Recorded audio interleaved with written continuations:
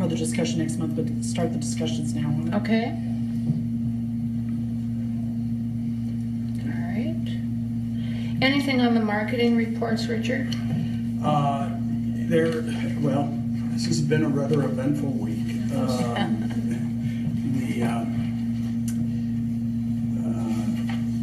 As you know, Bridgitte received the letter from Superior Silica Sands on Monday withdrawing their plans to locate within North Branch. And so that kind of has changed things a bit. We'll discuss it in one of the later updates, but that's the big event of the week. And there have been discussions with the county concerning SB and the debt of SB and some of the options that might exist there for some participation.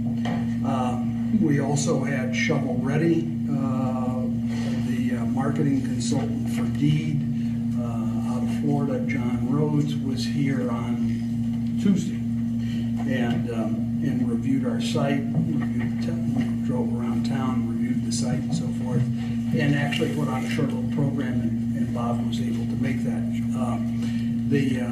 He did have a comment or two that we need to address, and we will do that with engineering, just to have a clarification of an oil spill that was noted back in one of the early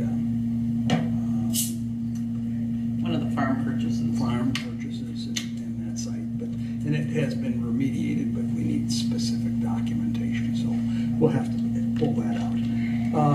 And other than that, he was very much impressed with the fact that we had a site that was well laid out, only partially filled in, so a lot of flexibility, be it 50,000 square foot building or a 180,000 square foot building, and of course the rail access. And he said that some of his other sites will say if you can hear the rail line, you have rail access, off in the distance.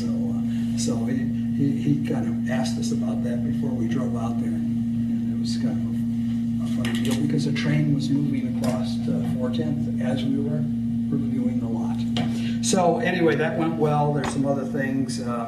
He had a very nice presentation that I think was very helpful and well focused. We have a copy of that, and we'll be reviewing that later on. And he offered some options for us. So, other than that, there's nothing new. Lou and I have been talking about the propane facility, and they are currently vetting other options for their location. And so that's kind of just.